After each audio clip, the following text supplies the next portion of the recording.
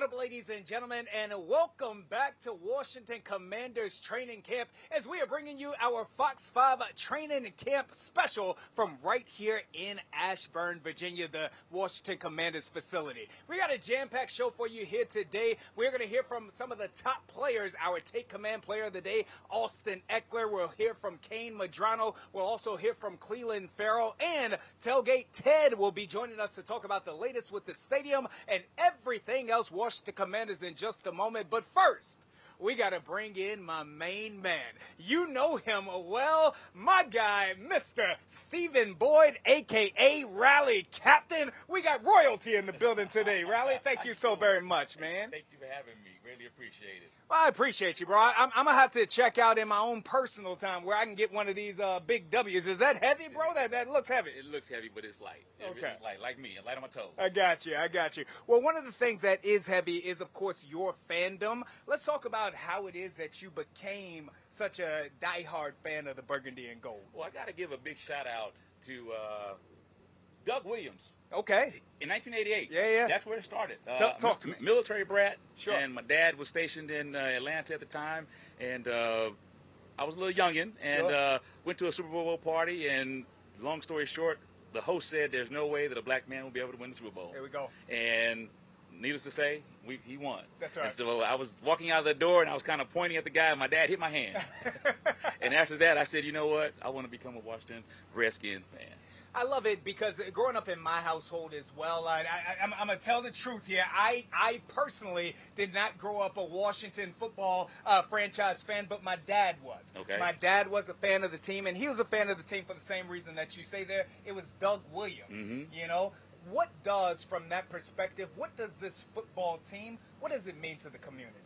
It means everything to the community because not only are the guys on the field doing good things, they're doing great things off the field. That's right. In the community, and it's something when you can mirror someone like Doug for yourself to say, hey, he actually did this, and if he can do it, I can do it. Yeah. For your moniker in specific, Rally Captain, where'd that come from? That came from a young lady. Shout out to Stephanie Dawkins. Okay. Stephanie Dawkins saw me getting a lot of people together. As you know, my name is Stephen. The Stephen boy. And everybody called me Steve, you know. Steve, right. Everybody called me Steve. And she goes, you know what? She pulled me to the side. She goes, you know what, Stephen? I got to tell you, I see how you bring all of these fans together. Ooh, boy, come on and now. she said, you know what? I'm not going to call you Stephen anymore. I'm not calling you Steve. She goes, no you know more. what? You are Rally Captain. Woo! So shout out to Stephanie Dawkins because she started the whole Rally Captain phase, and ever since then, that was probably in 2011. That's right. And after that, everybody just started calling me Rally Captain. Stephen Boyd, Rally Captain, one of the most pronounced, one of the biggest, most recognizable Washington Commanders fans in all of the land. He is sitting with us right now on our Commanders Training Camp special. And Rally, of course, fans have been here at practice all week long. This is truly a special moment for everyone who comes in attendance. They talk about the energy. They talk about the shared passion. Fox 5, we had a chance to speak with some of those fans a little earlier today about this, and here's what they had to say. It's so good to be back. We used to go to Richmond when they were practicing in Richmond, so this is our first time back here, so close to home. It's so good to see all the, just the players out here, the energy. It's just reviving to just be back in this energy because there's like greatness around the corner, so we can't wait for that. But this is my first time coming, and I love the energy, the excitement. They look good out there. I'm going to come back next year, and I'm excited for the season. I'm so excited to be out here, and we want the stadium back in D.C. I want to add that plug as well. Hoping that Terry's out here practicing today. Can't wait to see the Commanders. Going to be an awesome year. Yay!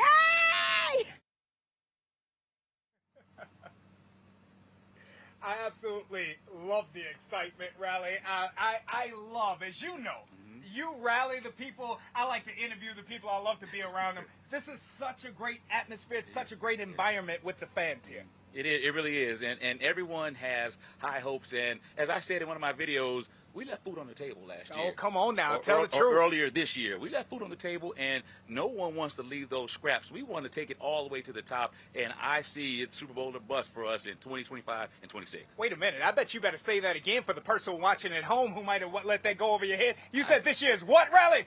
Super Bowl or bust for the 2025-26 season. My goodness gracious. Well, that's a perfect segue because in order for this team to get to that Super Bowl, we know that we got 5 out there at the quarterback. We got 1. We're adding him. This team has improved across that offensive line as well. But, Riley, I don't got to tell you, this team is missing 17.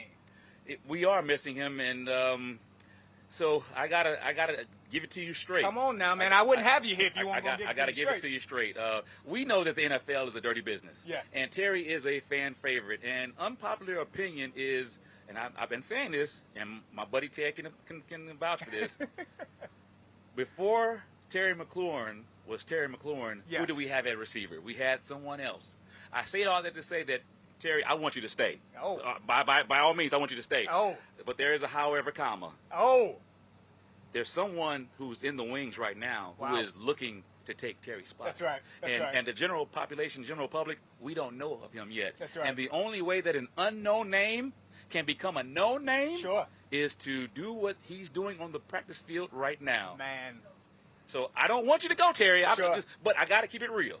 So you're speaking of what is it? The Wally Pipp factor, the Wally guy in baseball. That is when you're not out there on the field, that opens the door for someone else to walk in. Exactly, and it's unfortunate, but it's the business that we root for. It really is. As we take a look at this Terry situation, obviously this is a contract negotiation, and the big debate out there, what is being reported, is that the McLaurin side is looking for the same level of money as that Pittsburgh just signed. What is his name? I don't know his name. There we go. Because it's Pittsburgh. DK Metcalf. It's Pittsburgh. It's Pittsburgh. We don't care DK about Metcalf that, just but got a Metcalf, contract around $33 million, an extension around 33. Terry McLaurin says, "Hey, we were drafted around the same time. My numbers are better than his. I want that 33 plus." Reportedly, the organization not really interested in going over 30. We're not here to watch anybody's pockets rally, but where do you believe that number should fall? If he is the highest paid player, be on par. Make it accessible so that we can enjoy Terry for these last few years that we have him. You know, the fact is, we know they have the money. That's right. They have the money. It's budgeted. Pay him so he can be on the field so you guys can get back to business. Right. Because we don't want to hear any excuses. We really don't. And yes, I said an unknown will become known, but we want that known to stay known right now. That's right. And, of course, being number 17. And if you and I didn't say enough about this rally, we had a chance to hear from Jayden Daniels about just this earlier today. Here's Jayden Daniels on Terry McLaurin. It's great having Terry back in the building. And, you know, we just communicate like a normal day. Talk about ball, we talk about life. So just get as many rests as possible before the big show, the real thing is to happen. But I know that time will come, and till then, I mean, if that's us getting in the Ferrell room and watching film and just talking, that's other ways we could do it. But, I mean, like I said, man, nothing's changed since Terry's been back in the building. When he's out of the building, you know, we always talk. We talk ball, we talk life, and so nothing's changed at all. And what I love to hear there, Riley, is Jayden Daniels talks about the fact that Terry may not be out here physically, but that the two of them are still talking on the daily. They're still keeping in contact with each other. So they're at least keeping that chemistry via communication. That's a great thing. We need to hear that. we really do need to hear that. And I was going to say, I wouldn't be surprised if they're actually at some backyard throwing some passes. I mean, even though that may not be able to happen, but we would love for it to. Because we got to have them together. We really do, guys. Get it done. Got you. One of the things that we have seen thus far out here on the field, Riley, is that the defense has kind of been winning these daily one-on-one matchups versus the offense. And to make it clear to everybody out there, this is something that happens oftentimes in training camp. Defenses oftentimes get the better of the offense, and that is because defense, a little simpler, right? It's see the ball, go get the ball, knock it out of the air, etc. The offense has to get everything going with themselves. They got to find that chemistry. But Terry McLaurin not being a part of that offense, you don't necessarily have that classic wide receiver who can create separation when you got those one-on-one matchups. So, once again, the young man that we did That's see, right. Lane, Jayden Lane. Jayden Lane. Jayden Lane. He's making some noise. Yes. So, and he has to continue to step up his game. And we're going to actually see what happens next week in New England to see if he can carry it on. It's easy to hit your own team. Yes. But when you go against someone else, let's see how he plays out. That's right. And we spoke with Jayden Lane on yesterday, so we had that sound from him. He talked about the fact, all of the right things, Riley. He said that he wanted to be someone who helped this team in special teams, helped it as a wide receiver, use his skill set, that blazing speed that he has in order to get it done. But I want to get your closing thoughts on Terry McLaurin right now. Of course, they say that that deadlines get deals done. We're going to joint team practice next week. How long, if you had a crystal ball, Riley, you might have one under this chain, but if you had a crystal ball, how long do you think that this plays out? We played the Bengals at home. I think that the chain says Bengals. It'll be after the Bengals game. It'll be after the Bengals game? That's what the chain says. That's what the chain says. You heard it first right here from the Rally captain, Stephen Boyd. Where can they find more information from you, brother? Hey, you can find me on Instagram, Rally_Captain, X, Rally Captain, Threads, Rally Captain, Google Rally Captain, and I will come up. And I greatly appreciate it, Chad. Not only will he come up, but also if you're looking for travel, be sure to holler at Rally Captain. He can help you with travel with all of the games, both in Spain and beyond that. Rally, thank you so very much. You. We'll ask you to sit tight for just a moment here because we talked about that defense and the way that they've been playing so well.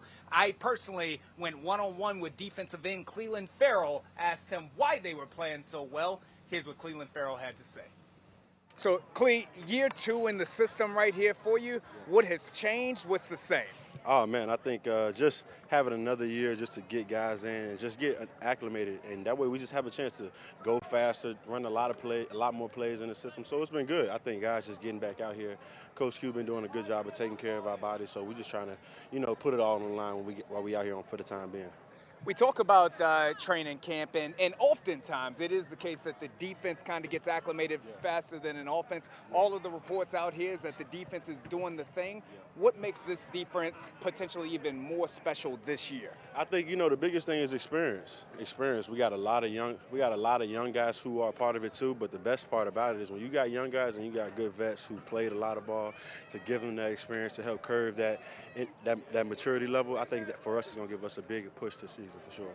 For you coming from this Virginia area, when you see all of these fans, these DMV, these lifelong burgundy and gold fans coming out here, what does that do for you personally? What does it do for the team in order to kind of lift you all up? Oh, man, it's much bigger than myself. I mean, I remember this is training camp out here in Ashburn, but I remember growing up in Richmond, Virginia, pulling up to the sneaking into the Ortho of Virginia facility and seeing Ryan Kerrigan and Trent Williams battle every single day. So for me, it's much bigger than myself. My family's a part of it, so I think it's just a great to be a part of this organization and have a chance to get it on the winning side of things.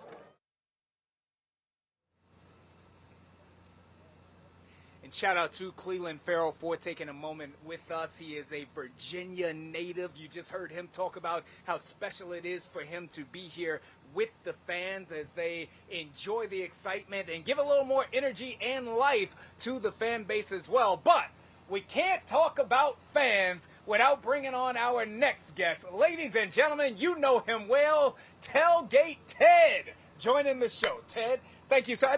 Look, I get to talk to you twice in like 10 days here. This is special. I feel like Guy Lambert. So I'm actually going to be on with Guy later on today, so I appreciate you mentioning that. That's what's up. Before we go any further, I do want to give another shout out to the Rally captain. I told him that I would say his trademark. He didn't get it on. So what is it?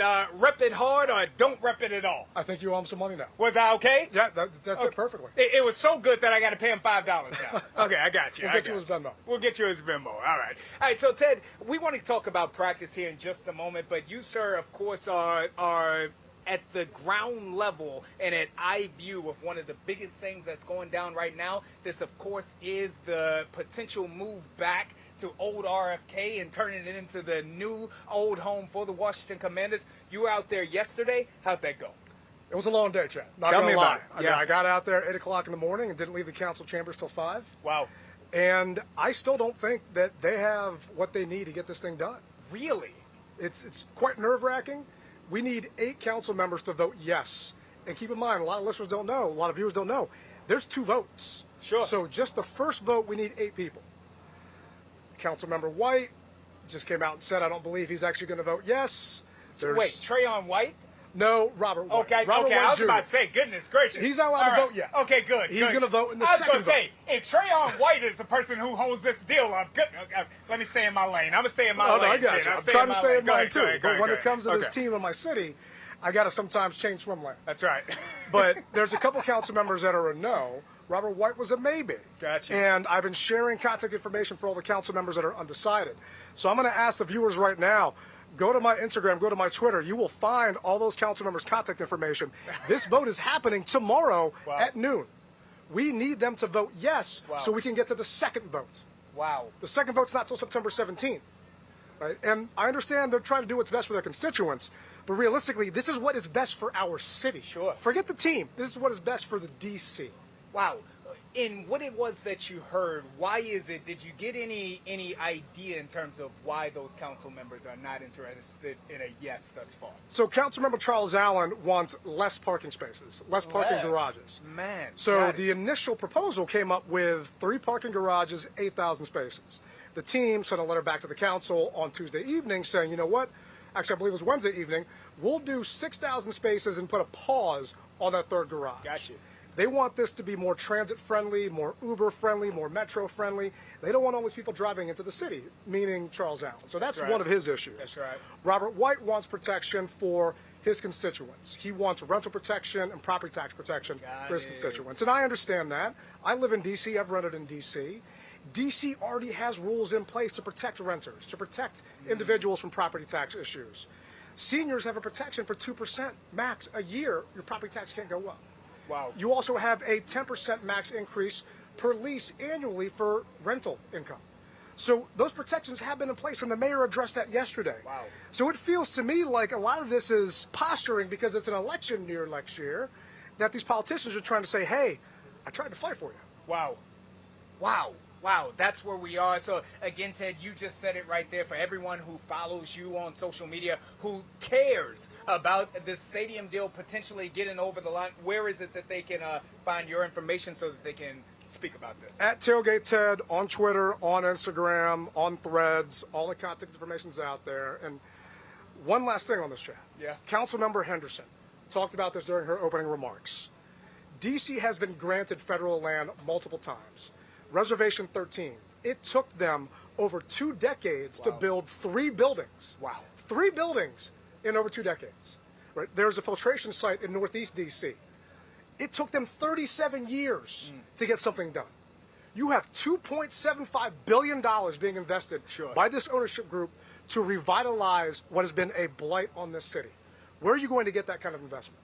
I'm sorry, nowhere.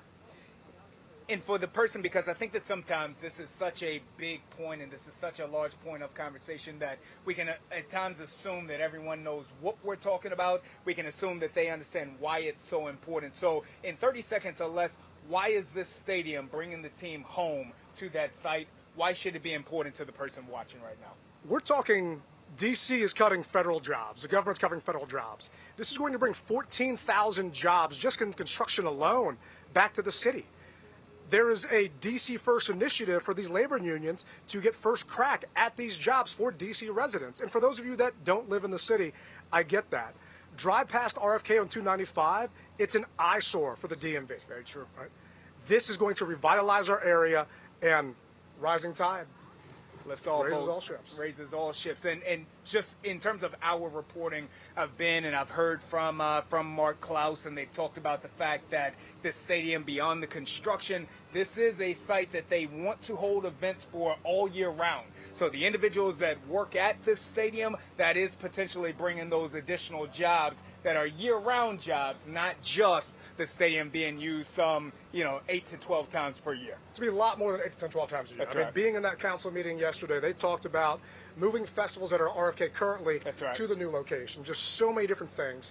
And they've also orchestrated in the deal for D.C. to be able to use it 10 times a year with nothing to worry about money-wise. Wow. So just imagine what this can do. Cheerleading tournaments, just high school football games, championships being played out there, things that normal cities do. That's right. That we have not been able to because RFK hasn't existed for decades. WWE.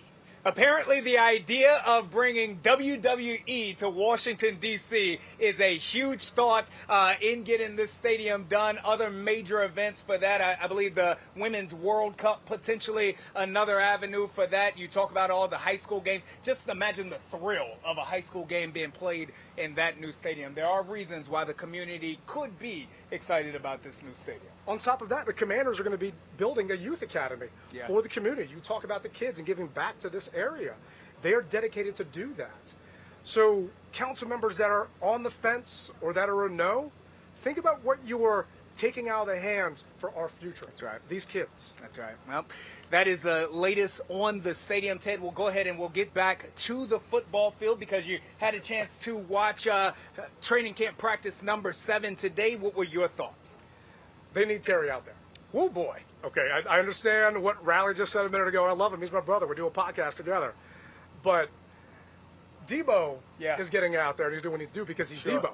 But the DBs look good, but they're not going against top talent. DBs look great out there, right? They're locking up, they're man-to-man, but... No offense to McCaffrey, Lane, the other guys that are out there, but really, iron sharpens iron. Sure. Not that Jalen Lane, the other guys cannot become iron, but let's just be realistic. Terry's number 1 receiver. Yes. And if you want to go against top talent to test your skills, you need top talent out there. That's right. That's right. I agree with that. And with the wide receivers, them kind of finding it hard to get away from that talented defensive back group. One individual who has been having a very good training camp thus far is Austin Ekeler. Ekeler coming back here. He was oft injured at the end of last year, but that back who has the ability to catch the ball out of the backfield, to also run the ball out there on the field, and he is also a consummate leader of this program. Austin Ekeler was our training camp take command player of the day. We had a chance to hear from Austin Ekeler a little earlier. Here it is. Austin, here we are, week 2 out here in camp. Now, you're a vet, so you know this is a long process that you all are going through right now. What is this week like? What is the goals of this week for this team? Yeah, compete and continue to push through. We have to build calluses for the season. The season is long, and so what we want to see out here is ourselves getting pushed, right? Pushing our health, pushing ourselves, mentally, physically, because we have to get ourselves in shape, ready to go, get our techniques underneath us, and build that muscle memory for when we go through the season. For yourself personally, obviously coming off of the injuries of last year, but prior to that, you were such an integral member of this entire offense. And in today's NFL, you can catch the ball out of the backfield, you can run the ball as well. Where do you see yourself fitting in with this year's offense? It's going to be the same for me as last year and all of my years, just being as consistent as I can in the role that I carve out for myself. And that role's changed over the years, and I find my role over here, as of now anyway, being kind of the 1-2 punch and then also returning some kicks. And so that's where I'm focusing all my energy and can try to maximize that opportunity for the team and help them out. Everybody talks about the chemistry. Everybody talks about the camaraderie here within the Washington Commanders. You're a true leader of that, both on and off of the football field. Why does that matter to you, and how do you attempt to impart that upon the incoming Commanders? Yeah, you can have a lot of great talent on the team, but there's a stickiness that is in between the team that can help you really bring the most out of your team. What I mean by that is we have an environment where a lot of us look forward to coming into work. We look forward to pushing each other. I look forward to seeing B-Rob and seeing him and say, like, man, I need the most out of you because he's going to say the most. I see J-Mac walk in, same thing for him. Like, our environment that are created is vibrant for each other to continue to push each other and hold each other to a high standard. And when you don't have that stickiness before, when you're like, kind of dreading and going to work, you're kind of just going through the motions. You still might be a good player, but going through the motions and actually getting pushed by your teammates is a totally different work day. And so when we have that environment out here, it helps us bring up the level of competition, which helps us have better results during the season.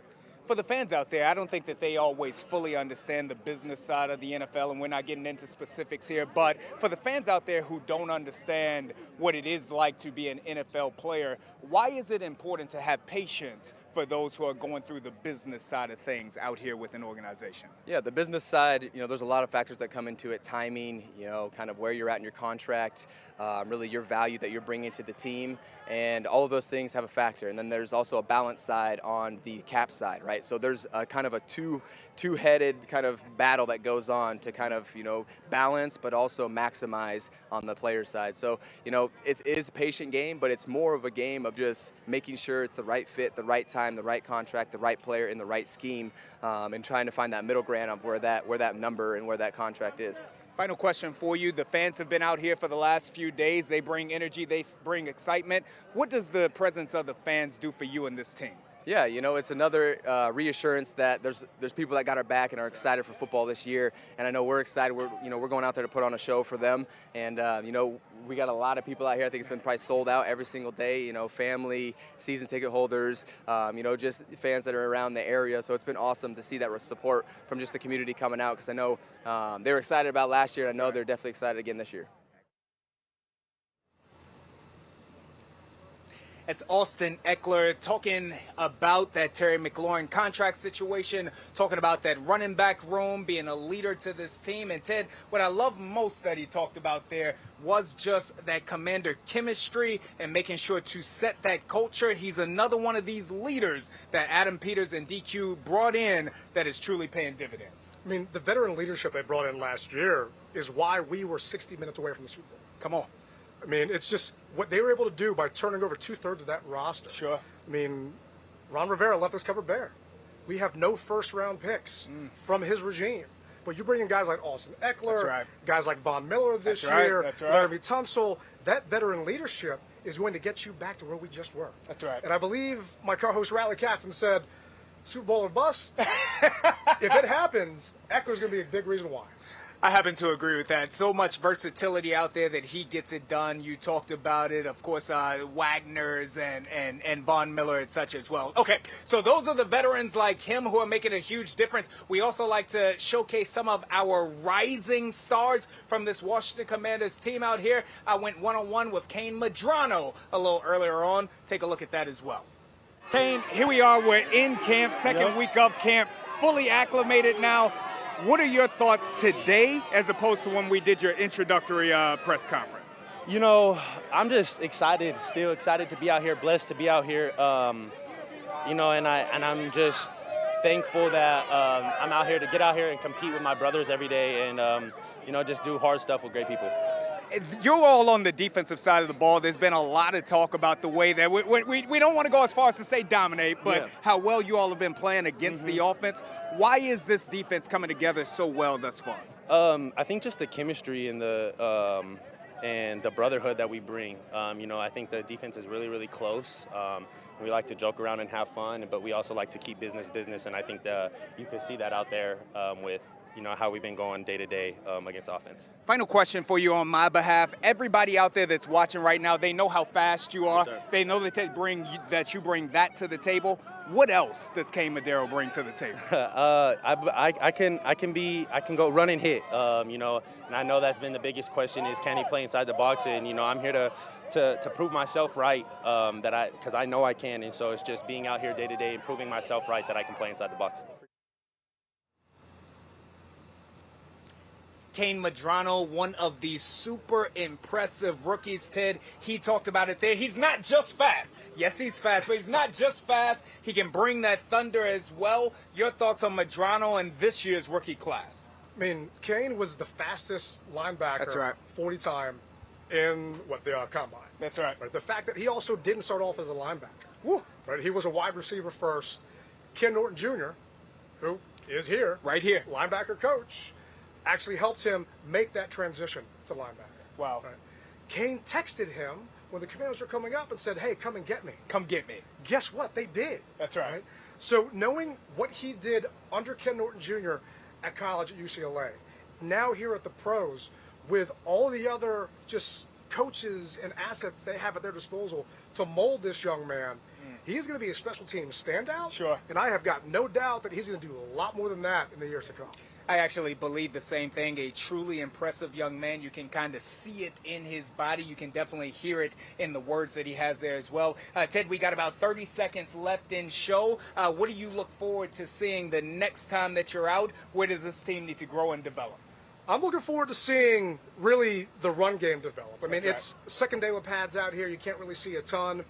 But I know we're going to be going up to New England. But I cannot wait to see that joint practice, that joint scrimmage, to get some real reps against competition. That's not wearing burgundy and gold. That's right. And as the rain begins to fall, I think that that's going to be our cue to get up out of here. On behalf of Tailgate Ted, thank you so very much for coming through today. To the rally captain himself, we want to thank you for coming out on here today as well, and to all of our Commanders players who gave us an opportunity to interview each and every one of you. We're going to be back with practice on Saturday. We will bring you a live from there as well. It'll be fan focused. We'll talk to a lot of the fans as well. Riley, come on over here right here. You got to take us out of here. I didn't do your trademark justice. Give it to us.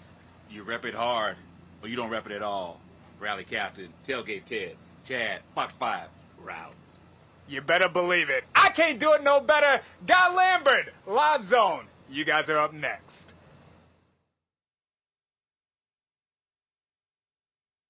Hey guys, happy Thursday. Yes, almost the weekend. Can you believe it? I can. Can't wait. Hey, coming up on the show today, we're talking about the latest with regard to the riveting test